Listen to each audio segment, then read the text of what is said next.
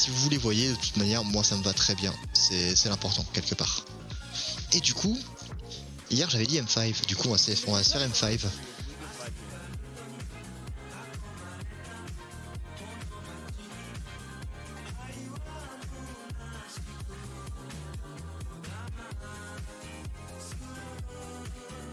Enfin, le widget il prend en compte plein de trucs, du coup bon.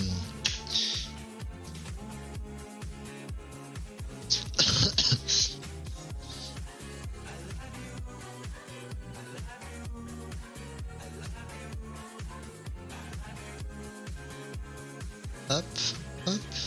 On va couper la musique. Et on est bon, on est parti. Est-ce que tout le monde est parti? Est-ce que tout le monde est ready? Who stood above the rest, a team more successful and dominant than we had ever seen before. They essentially invented how we play modern League of Legends today and were one of the best Western teams in the history of the game, but as quickly as they exploded onto the scene, they would disappear nearly as fast, and due to the US government no less. Ok, alors le petit point intéressant, c'est qu'ils ont littéralement inventé le League of Legends. Alors je dirais pas moderne, mais la première version du League of Legends moderne. On peut le lire comme ça. J'essaie d'avoir un peu plus de lumière, cela dit.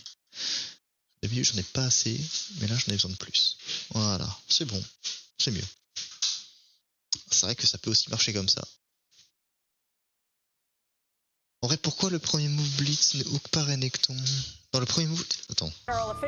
In the history of the game, but as quickly as they Et parce qu'ils sont dans la même équipe. than we had ever seen before. They essentially invented how we play modern League of Legends today and were one of the best Western teams in the history of the game. Pourquoi le Blitz ne hook pas Renekton? Ah, ok, d'accord. Je croyais que tu parlais d'un hook qui n'avait pas touché. Je cherchais un hook, mais il n'y en a pas hook. Pourquoi ne... Ah, je sais pas. Je pense que c'est un risque de octarien. Effectivement, la réponse est vraiment par là. Mais bon, allons-y. Exploded onto the scene, they would disappear nearly as fast, and due to the US government no less. Federal officials have announced the largest bust of a hacking ring in U.S. history. 5 men are charged with stealing more than 160 million credit and debit card numbers. Intrusions into the networks of NASDAQ, 7-Eleven, JCPenney, Heartland Payment Systems. One of them was a championship gamer who traveled from city to city winning, video game championships and things like that. 29-year-old Dimitris Milyanits is in a New Jersey jail. 32-year-old Vladimir Drinkman is in the Netherlands, awaiting extradition. The other 3 are at large.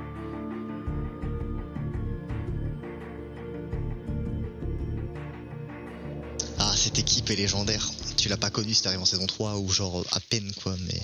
One thing that's important to understand about the early years of League was how different the competitive scene was compared to today. Namely, there were no established leagues with regular seasons or splits for teams to clash in. The only thing out there was tournaments. One of the most popular tournament series were the weekly Go for Lulls hosted by ESL. These were tournaments Gopher, pas du tout, c'est Gopher. That happened every Sunday where teams would play through a massive bracket of best of ones. Qui étaient des tournois très intéressants en vrai.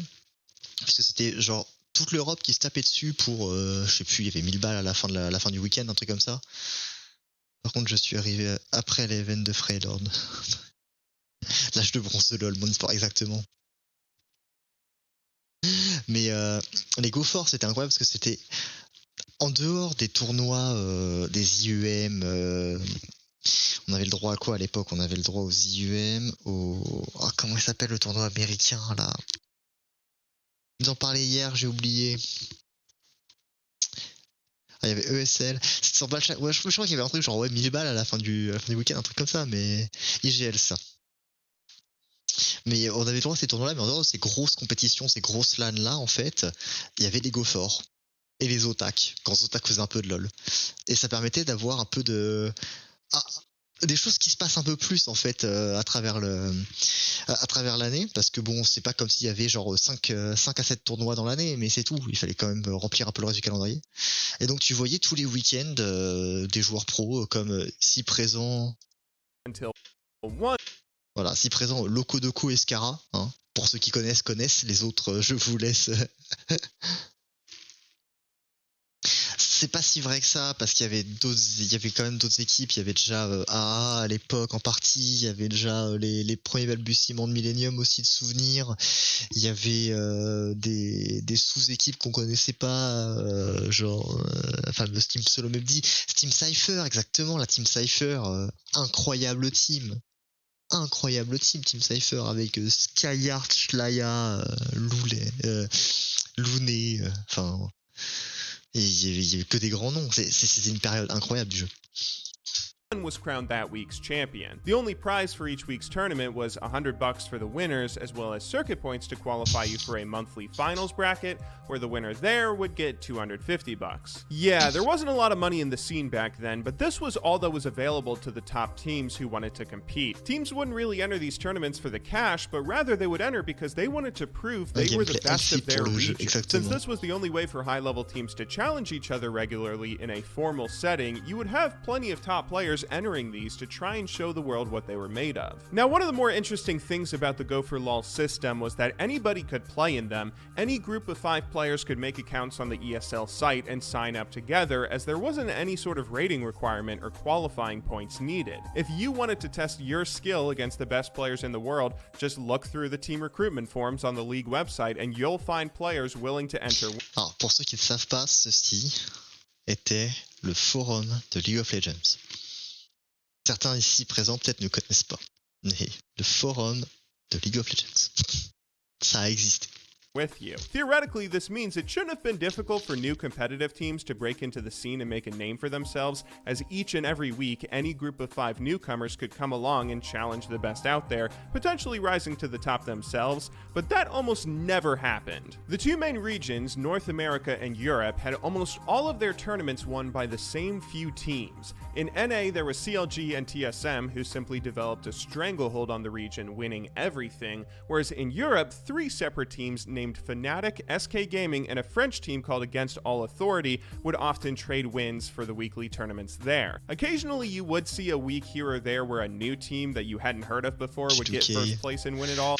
Avec le style équipe de français, je veux savoir qui c'est.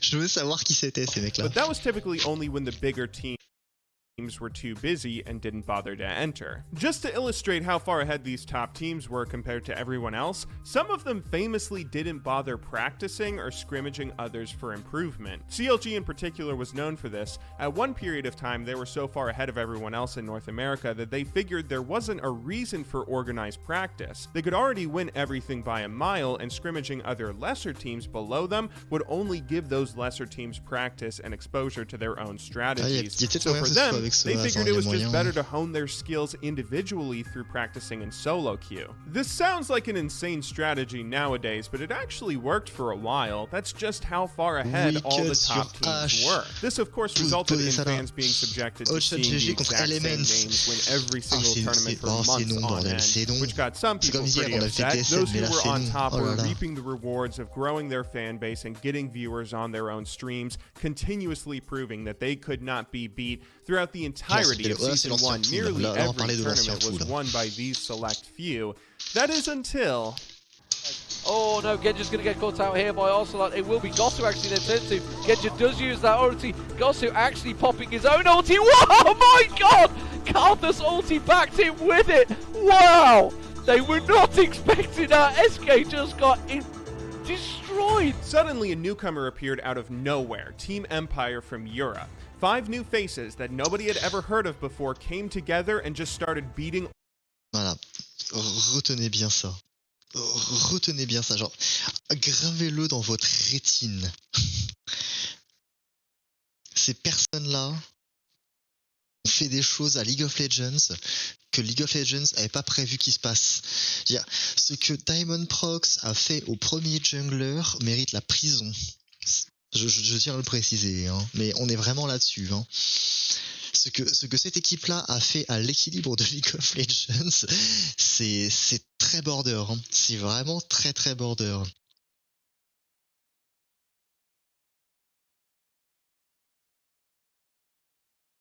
Deux secondes, du coup, faut que je remplisse un papier. Bougez pas, je reviens. Je vous relance. Ah, mais c'est tout cassé.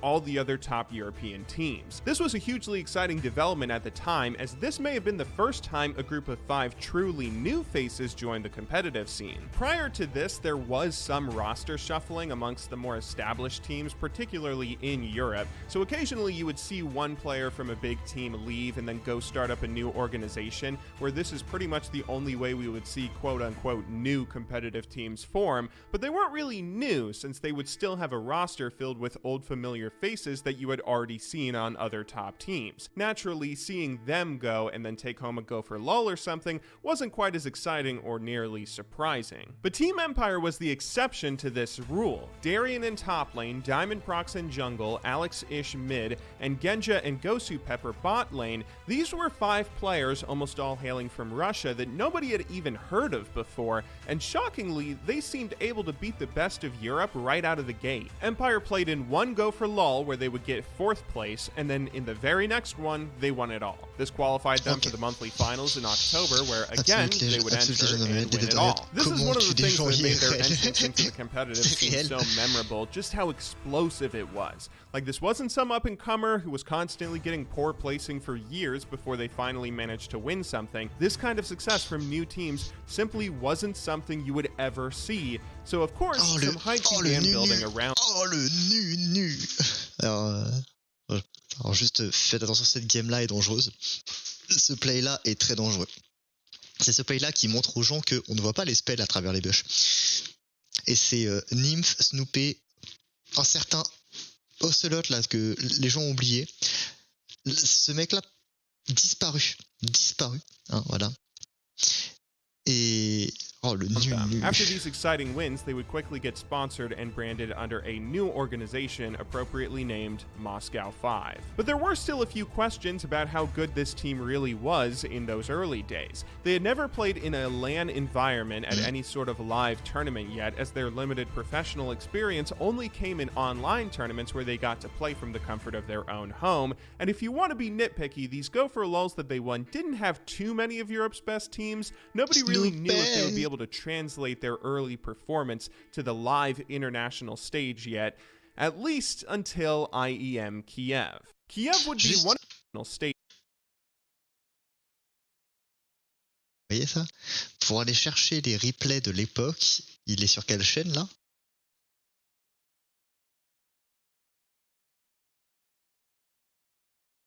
Eh ouais. Maintenant, du moment qu'on voit plus le nu support, hein, gars.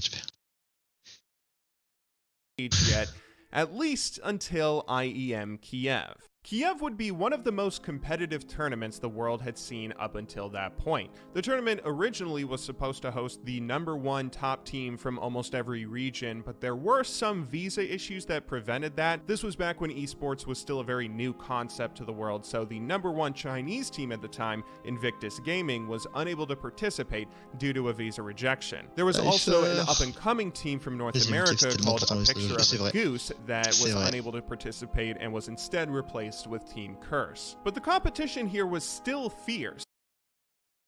Soaz, Linak, Altor, Yellow, Osaft. Alors, on va faire un petit tour. Ça peut être marrant, ça. Ça peut être marrant.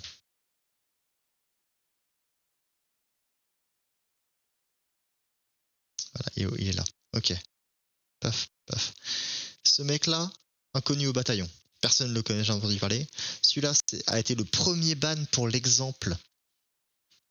Littéralement le premier ban pour l'exemple de League of Legends. Trop toxique. Il s'est fait sortir, je crois qu'à saison 2, il se ban pour toxicité. C'est le premier de l'histoire. Altor, je sais pas ce qu'il est devenu. Yellow Star, pareil. C'est comme Soaz, genre vraiment, après ce tournoi-là, on n'a jamais plus entendu parler. Hein. Et en vrai, Osaft, je sais vraiment pas ce qu'il est devenu sans ban. Là, il n'y a pas de nom qui marque, à part un petit gars là. Ce mec-là, disparu. Disparu. Bon, ces 5-là vont marquer l'histoire du jeu. Ce mec-là a disparu aussi. Hein. Genre, en vrai, on devrait faire. Je vais faire un code couleur, ok? Hop. Ces mecs-là sont des gens qui vraiment ont complètement disparu. Plus jamais on entendra parler après ça.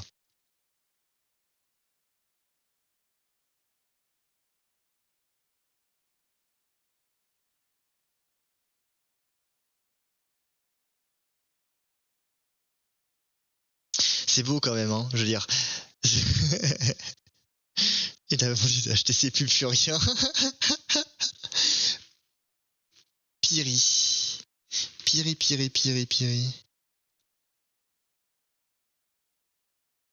Schlaya mérite son... Ouais, mais Moops aussi, quelque part. Mais oui, Schlaya mérite son cadre jaune, je peux l'entendre. Mais en fait, Schlaya le mérite autant que genre X-Special ou Odd One, tu vois, dans l'idée.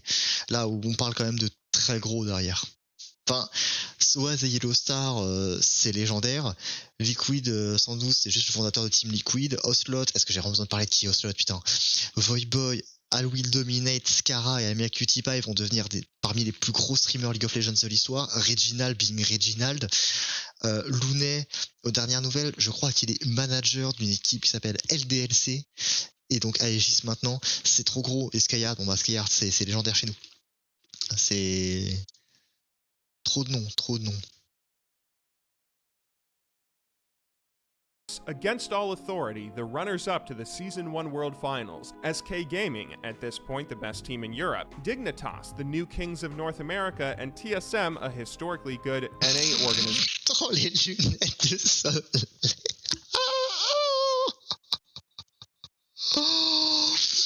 Oh, les lunettes de soleil.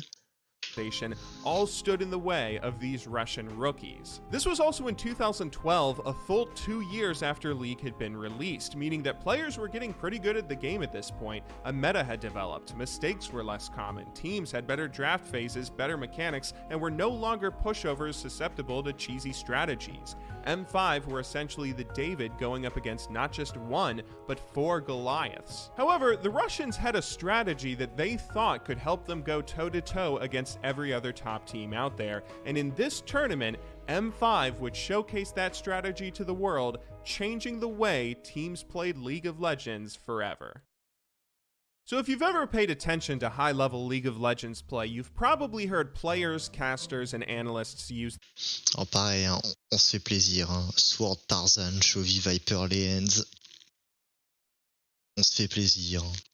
This one particular word, priority. Lane priority, jungle priority, what exactly does that mean? Essentially, priority refers to the ability of one player's team being able to come and give assistance to them faster than their counterpart on the enemy team. So for instance, if we take a look at this freeze frame from a hypothetical game, we can see 3 players on each team, 2 in the top lane, 2 in the jungle, and 2 in the mid lane. The jungler on blue side here is making an aggressive move towards his enemy's jungle in the hopes of stealing the red buff, which would give him a pretty big advantage early on in the match. But the enemy jungle is still nearby and is going to potentially be able to defend. However, the invading jungler here still has the advantage because his team has lane priority. In the 2 closest lanes, both of his teammates are pushed to the enemy tower, which gives him an advantage. If he runs into the enemy jungle, his laners are going to be able to come and help him faster than the enemy's laners would be able to. That's because his laners have just cleared out the minions in the lane and are free to roam around without any sort of consequences, while the enemy laners on the opposing team are forced to farm their gold and experience from the minions under their tower. If they leave, the minions will just die to the tower and they won't be there to get the precious gold and experience they need. À cette époque-là de League of Legends, avant que M5 arrive et fasse M5, il faut se rappeler d'un détail, et ce léger détail, c'est il y avait les lanes, il y avait le jungle qui faisait du clear et qui gankait Inch'Allah de temps en temps, et donc ça jouait du Jarvan ou du Amumu jungle concrètement. Et le point central, c'était on a un item ou deux, on se rejoint à 5 et on fight à 5. C'est quasiment NA. Comme si les NA n'avaient pas dépassé ce stade-là. Mais non, c'est méchant. Mais l'idée est par là. So because of this, the jungler here has lane priority, and he's able to make this aggressive invade into the enemy jungle, hoping to get an advantage. The enemy jungler can't really defend here because he's going to end up being outnumbered because his teammates are stuck in their lanes. Similarly, the laners here also have jungle priority, meaning that they can keep pushing and being aggressive because of the same thing. Let's say the red side top laner calls for help here, asking for his jungler to come to his lane and ambush the enemy top laner for a 2 versus 1 gank.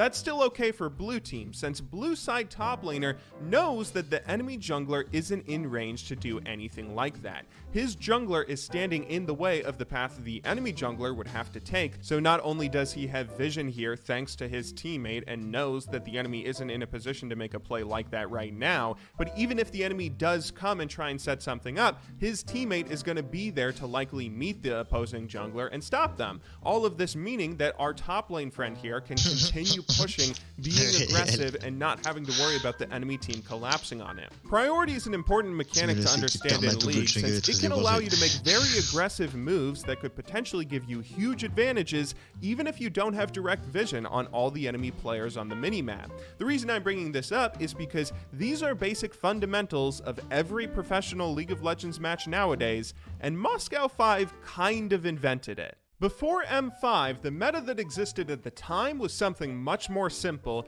Each laner would just sit in their lane, trying to beat their lane opponent 1 versus 1 with an expectation that they're just going to stay in that lane until the late game. The mantra that players had was win lane, win game. They would focus on out-farming their opponent in lane, last hitting more minions, possibly trying to kill the enemy lane opponent if they can 1 versus 1, but otherwise just sitting in lane, continuing to farm items until the late game. The expectation...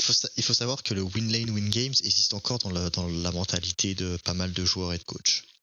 Ce qui est très étonnant ce que je trouve bizarre, mais bon.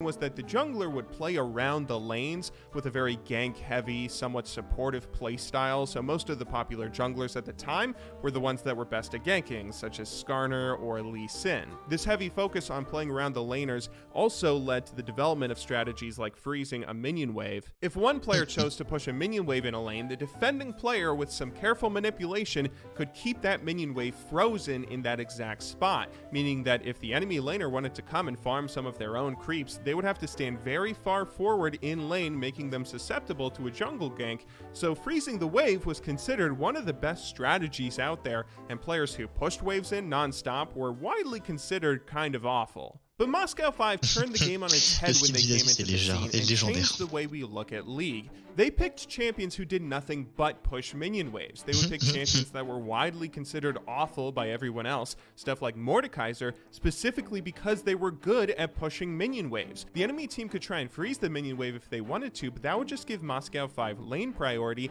and allow them to leave lane, invade the enemy jungle, and do whatever they wanted. And this is where their favorite champion, who they became very well known for, came in, Shyvana. Shyvana was a jungler who nobody believed in. She had no crowd control. J'adore cette idée. J'adore l'analyse de JB à ce propos est trop bien. Il a complètement raison.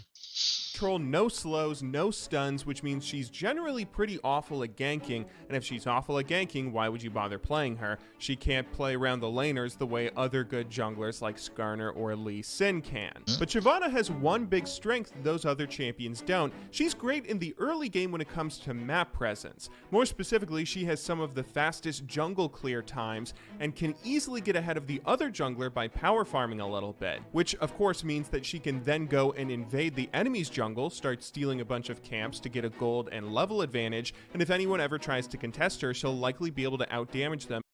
La force de Shyvana, elle court vite, oui c'est vrai, elle clear vite surtout. Et l'ancien Graves, alors oui l'ancien Graves, petite roche partie trop tôt, je sais pas. C'était vachement bien, mais c'était un peu broken quoi. C'est Indiana qui avait un bump à haut. Niveau 3 Ghost Mage, j'ai volé de LP avec. And 1v1 them because she has very high base damages, no mana, and a ton of other things that make her very good at this very specific playstyle. By picking her, M5 were able to base their gameplay around controlling the map, getting priority in lanes, allowing their jungler to invade and steal camps, while being supported by their laners when they look to take important objectives for their team all over the map. This would give them massive leads in the early game. They'd get so far ahead they could just push down the enemy base, winning fights if anyone tried to stop them, and more often than not, M5 could look to win a game by the 20-minute mark. Even if things dragged on longer than that, they would typically have a backup plan as well. While their mid laner, top laner, and jungler were typically all early game aggressive champions, their bot lane would be much more oriented towards scaling. They would almost always at least have one hyper late game scaler on the team, like a Kog'Maw AD carry, just in case the match went on too long. They still wanted to have a backup plan and a win condition so teams couldn't just hope to drag a game out as long as possible, and this strategy worked like a charm. I can't overstate overstate the significance of M5 and what they did for how teams look at League of Legends. Their contributions to dissecting the mechanics of the game are still seen today. While every meta before them, League was all about playing around the lanes, now it was about playing around the map, playing around the jungler, playing as a team who aren't afraid to leave lane, push in waves, rotate around the map, and be proactive. And of course, with Moscow 5 being the team to develop these new strategies, they got to reap a whole lot of rewards. If we go back to the event at hand, i.e. Kiev, we would see Moscow 5 easily sweep through the group stage, not dropping a single game.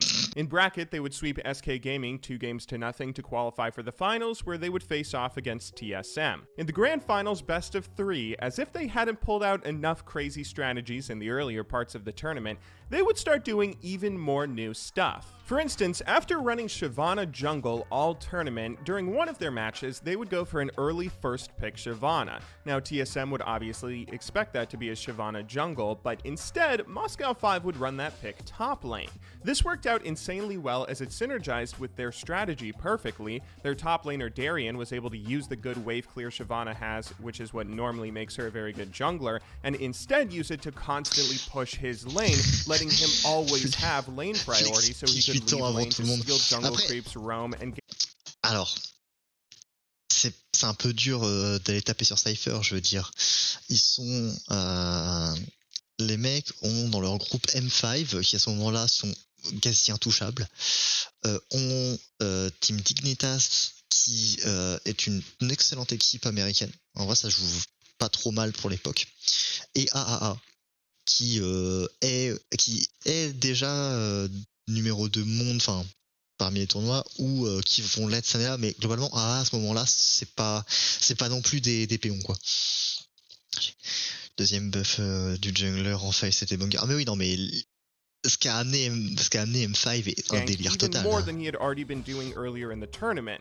Almost every team would start trying to learn how to run Shyvana top lane after seeing Darien's success. They would also break out Kennen AD carry, which blew a lot of people's minds. At the time, most teams considered Kennen a very high priority champion, someone that you have to pick or ban, but only because he was threatening as a mid lane mage. If he went down mid lane, he was considered one of the best champions in the game because of his incredibly high magic damage. He had one of the easiest laning phases in game, he transitioned into one of the best team fighters late game as well, and all of this was because he had some of the highest magic damage on top of some of the longest ranges on his abilities, meaning that he can burst someone down from 100% health to 0 before they can even reach him to attack back. But M5 would stick their physical damage carry Genja on Kennen and use him in a completely different way. See, Kennen had all these really weird hidden stats that synergized with how attack damage and attack speed scaling works in League. Basically, Kennen had one of the highest base attack speeds in League, and the way that attack speed scaling works is every attack speed item you buy will give you a percentage bonus of your base attack speed. So the higher base attack speed you have, the more efficient it is for you to build attack speed items. I won't get too much into the math of how all this works. All you need to know is that even though every one of Kennen's abilities scales with magic damage, meaning that he's supposed to be played as a mage, these weird obscure stats and the odd way they work make Kennen a surprisingly good physical damage carry instead. It's a really strange strategy that took some creative people to figure out how it worked, and those creative people were Moscow 5. Like the Shyvana top lane, they would first play Kennen AD carry with no prior practice or experience in competitive play in these grand finals. In fact, I believe these two picks here were the first recorded instances in League of Legends history of these champions being used this way, and boy did it work out well. M5 would beat TSM 2-1. It's easy to get lost in the hype of how innovative and straight up fun Moscow 5 were for League's competitive scene, but remember, this was still their very first major tournament they ever attended.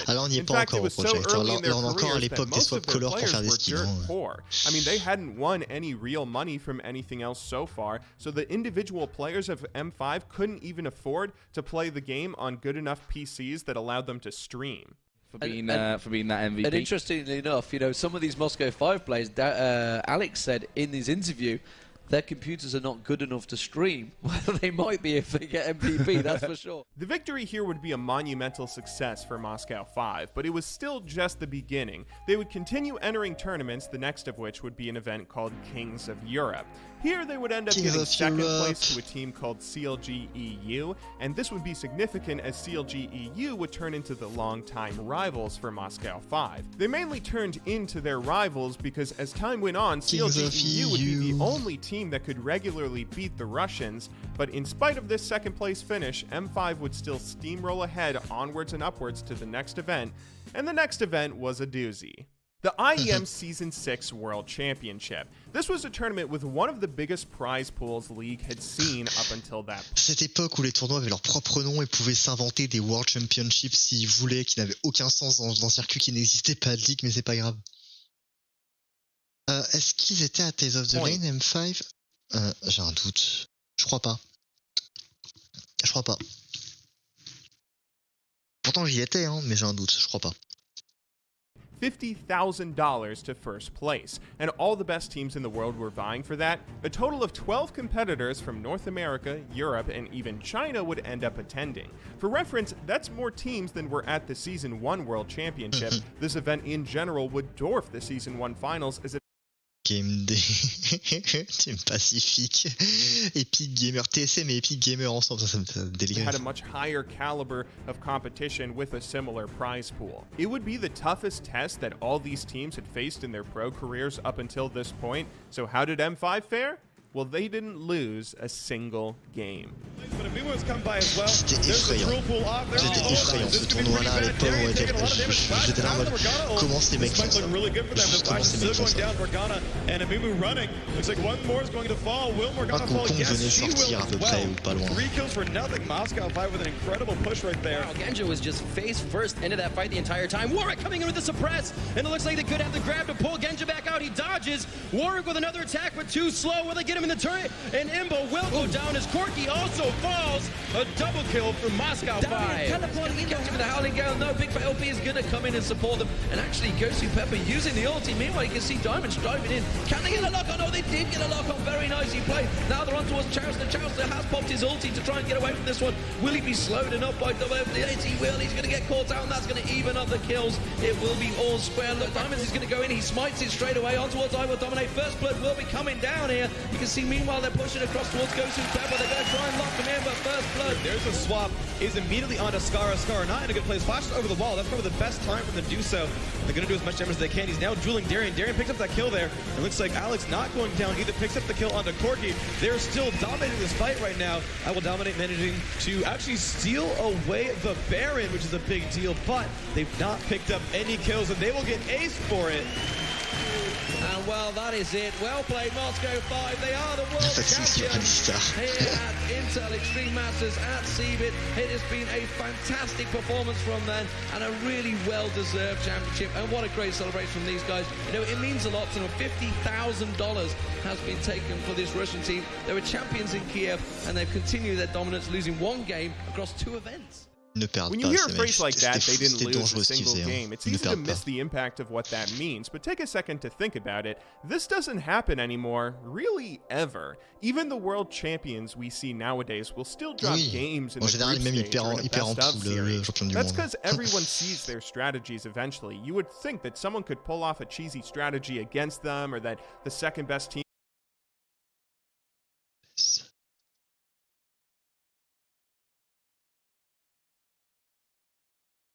laisse savourer ça.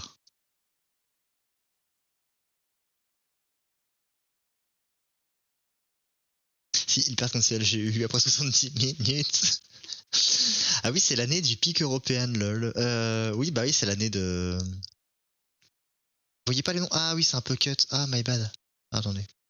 Le problème, c'est que je peux pas vraiment le resize proprement, c'est un peu complexe.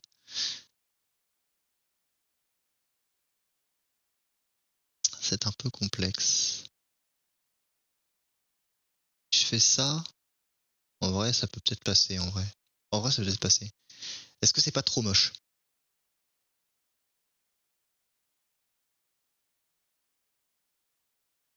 Est-ce que c'est pas trop moche comme ça? Vraie question.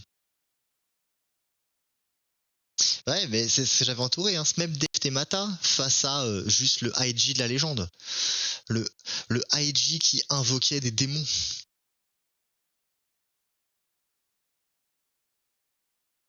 Un jour, faudra qu'on reparle de ces Worlds.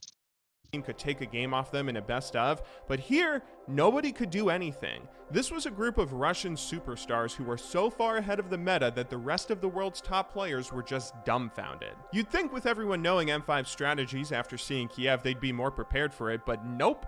M5 were still invading and pressuring, they still had a much better... Alors,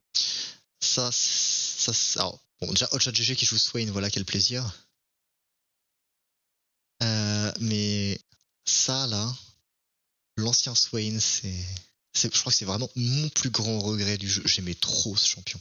Understanding of the game than everyone else. Individual players like their support Gosu Pepper ran unconventional strategies like tankier support runes, which allowed him to be much more aggressive in laning phase. M5 in general was just crazy aggressive overall, running weird picks like Clairvoyance Exhaust Nunu support, Urgot AD carry, Flash heal Tryndamere mid. What? Even when their signature champion Shyvana was picked or banned away from them in nearly every game, they still performed insanely well, proving to the world that they weren't simply running one weird strategy. They had legitimately good play and solid game plans that nobody else could replicate.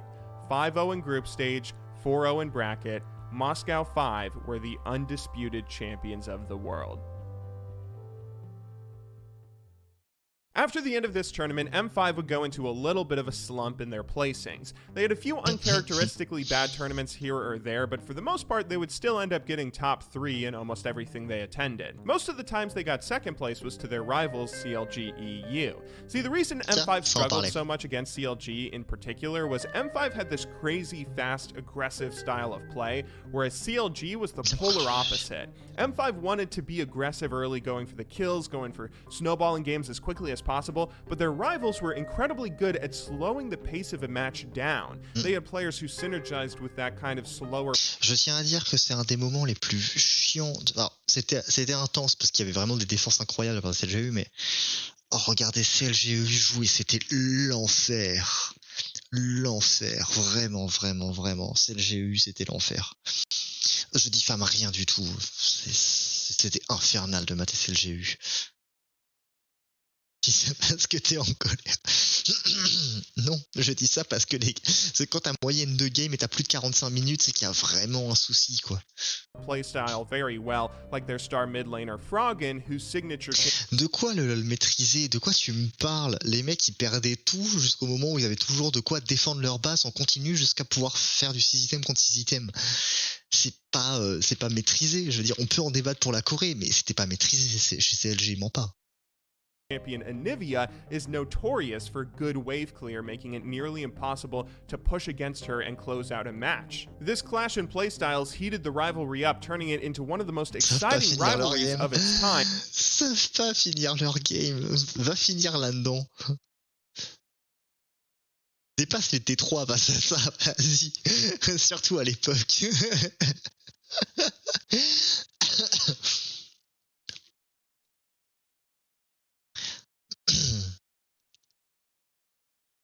Cette époque était incroyable. Crépo, Snoopé, Yellow Pit Week. Oh là là, quel moment.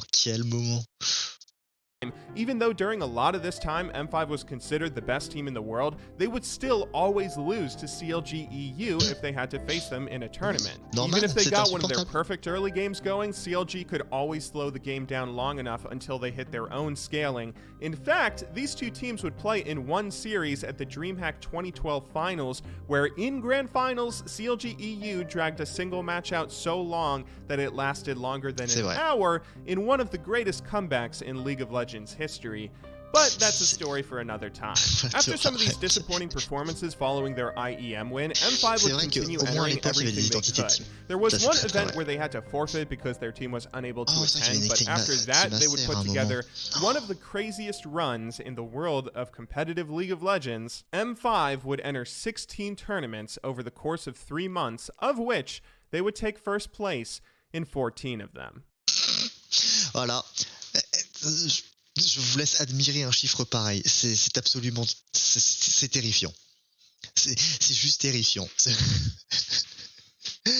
En sachant qu'à l'époque c'était des tournois, donc il n'y avait pas les LEC, les LCS, tout ça, donc c'était vraiment des tournois où pas mal d'équipes, en tout cas les grosses équipes européennes étaient là et certaines équipes américaines venaient. Il y a certaines équipes asiatiques aussi au passage.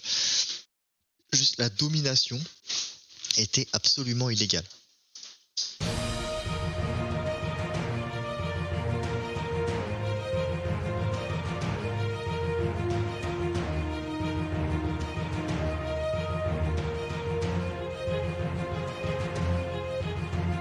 Some of these tournaments had unusual structures like the Into Lull King of the Hill series. This was an event where two teams would play. Alors tu parles, mais c'est pas la Corée qui ferait ça non plus, hein. N'est-ce pas? And whoever won would get first place for that week, the prize money, as well as a chance to defend their title the next week. 5 of M5's wins would come from this, where they would take first place and then would simply not drop it for the rest of the event. Some of these tournaments were online, some were small, some were simply qualifiers for larger stuff, some were the larger stuff. But regardless, M5 won everything. They simply beat everybody in every way possible. They had no problem with Koreans when they eventually faced them, even though this was when Koreans were beginning to dominate the league competitive scene. They had no problems dealing with their rivals, CLG EU, where before this streak, they were 1-6 against them all time. During the streak, they went 4-0. They beat amateur teams. They beat the best Europe had to offer. They'd beat NA teams. They'd beat everyone. This kind of winning streak is not something we had ever seen before, and it's likely not something we'll ever see again.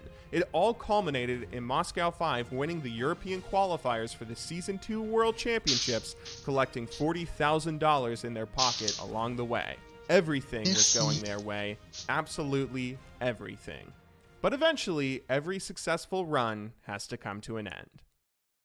5 Russians. Là-dessus, juste mini peu, je reviens.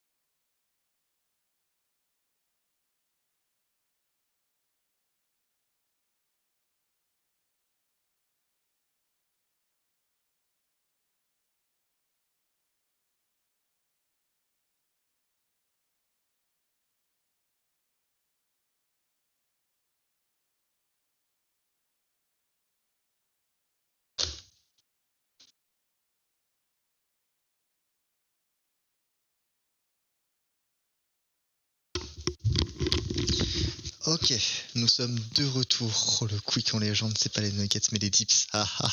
And a Ukrainian were charged by a U.S. court for stealing more than 160 million credit card numbers. Et là, c'est la merde. C'est-à-dire que là, ils ont steal beaucoup de quick. Владимир Дринкман родился в интеллигентной сыктывкарской семье. Мать Татьяна Борисовна работала в канцелярии СГУ. Отец возглавлял отдел технического обслуживания. 4 Russians and a Ukrainian have been charged with hacking and fraud. Authorities have been pursuing the hackers for years. As early as 2010, the FBI had begun an investigation into a Russian group of hackers who engaged in a long-time credit card scam. This started when 2 individuals, Dmitry Semilyanets and Vladimir Drinkman, met each other playing Counter-Strike back in 2003. They were both notorious hackers in-game, and upon meeting each other quickly became friends. They'd hang out online playing games together, but also in real life too, regularly going... C'est le suprême spicy chicken que j'ai pris, si tu veux savoir.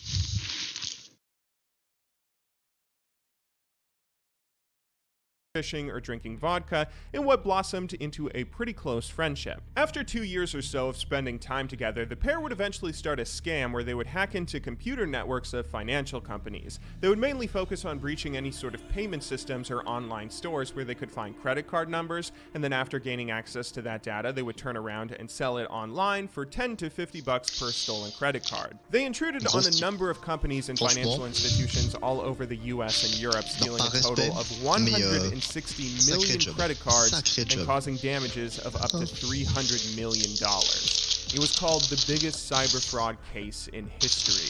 The two would be on an excursion to the Netherlands for vacation in mid-2012 when FBI authorities would arrest them. After a couple of months, they would be extradited to the United States to stand trial, a trial that would end up lasting nearly 3 years. They were facing up to 35 and 20 bien payé, Alexis, sa famille.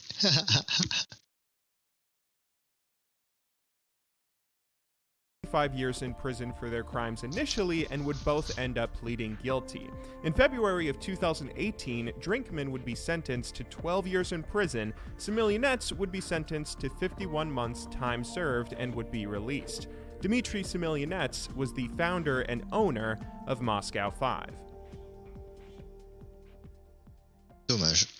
The arrest of M5's owner couldn't have come at a worse time for their League of Legends team. Immediately, the organization began having solvency issues as their financial accounts had presumably been frozen by the FBI.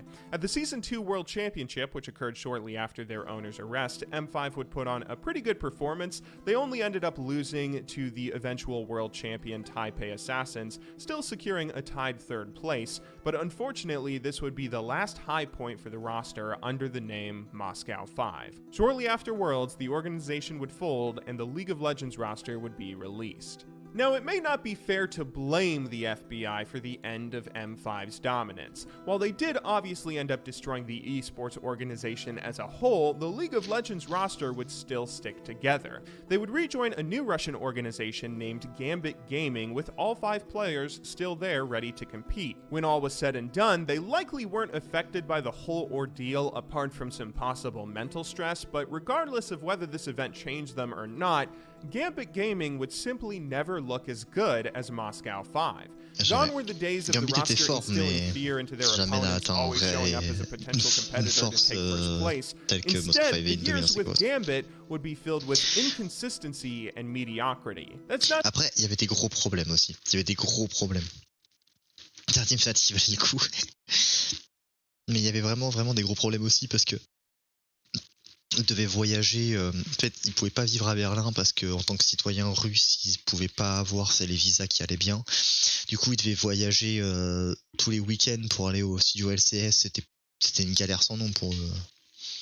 To say the roster did nothing as Gambit, you would still see flashes of the potential that the players had from time to time. For instance, one of the great things about this roster was how well they performed against Koreans. They entered the League of Legends scene right as the era of Korean dominance had begun, but for some reason or another, Koreans couldn't ever break them the way they seemed to break all the other Western teams. At the Season 3 World Championship, Gambit would beat Samsung Ozone once in group stage and then again in a tiebreaker to knock them out of the whole tournament.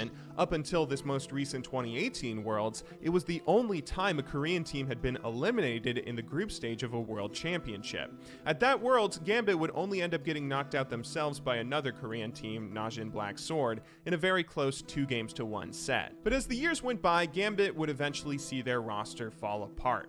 We had entered the LCS era now, a span of years marked by regular season leagues that had sprung up all across the world instead of those old tournament circuit formats, and Gambit sadly weren't built for that. Their star mid laner Alex Ish would end up leaving the team, stating the difficulty of traveling from his home in Russia to Cologne, Germany every week where the EU LCS games were played. It was too much of a strain on his family life, as Alex had been married for a number of years now. As he left, the rest of the roster would continue on a downward slope. In the 2014 LCS splits, they would get 5th place, and then 7th, the latter result forcing them to play through a relegation series to stay in the league. They would beat SK Gaming, managing to hang around for a little while longer, but they wouldn't do any better following this. Eventually, the team would be relegated a few splits later and ended up disbanding.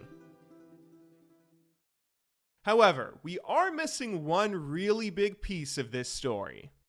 Although most of their success did come when they were Moscow 5, the Gambit roster would end up having one magical tournament run right after joining their new organization. It would be the first instance of them playing under the Gambit name at IEM Katowice. Their play had already begun to decline and deteriorate with mediocre performances that were nowhere near their previous highs. Naturally, they were no longer favorites to show up and win everything they entered, and their team's struggles were pretty evident in the group stage of this event. Azubu Flame, il y avait donc... Ah mince. Ah, attendez, c'est mon truc fait n'importe quoi. Only win thing they entered.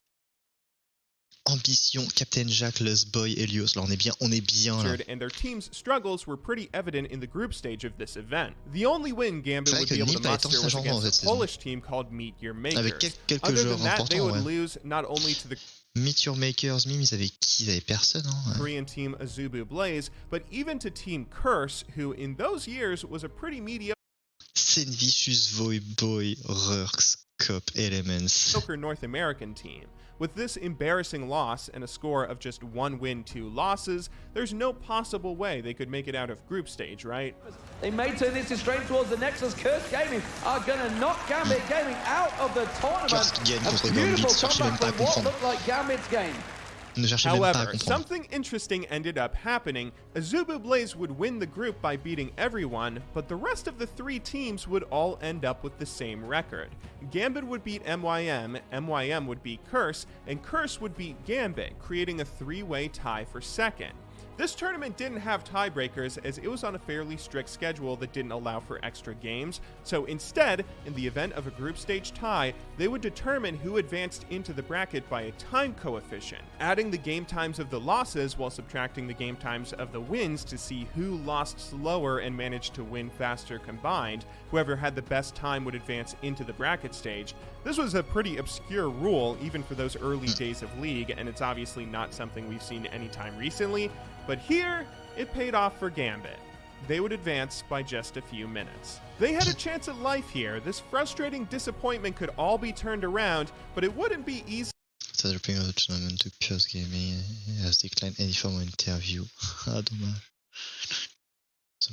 Two of Korea's best teams, Azubu Frost and Azubu Blaze, stood in their way to the championship. But again, you have to remember that, unlike the rest of the West, Gambit doesn't have problems with playing Koreans. Bien sûr, le 6e critère de différenciation de LDC.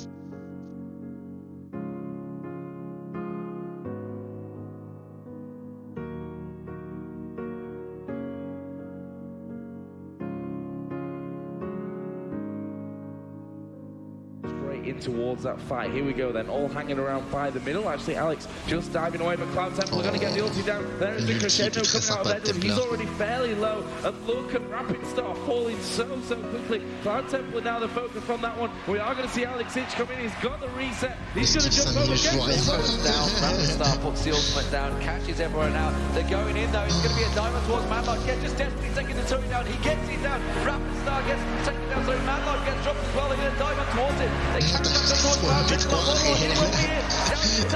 Now he's going to go towards Rapid Star. It's obliteration now for Azubu Frost, and Genja so strong. He is going to fall down. Double kill in the end there for Genja, and Gambit Gaming are going to take the Nexus down and 2-0 Azubu Frost. It's GG. But look at Genja turning the aggression towards Ambition. The Ignite going down. Now he's on towards Captain Jack. Genja qui éclate Captain Jack. Revoyez ça.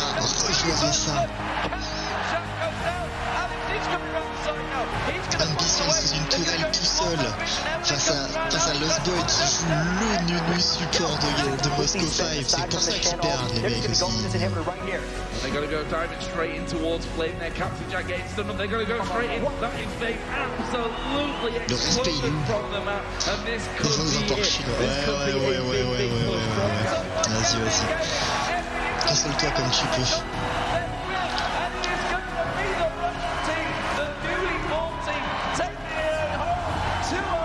T1 contre G2 aussi va être un port chinois, je suppose.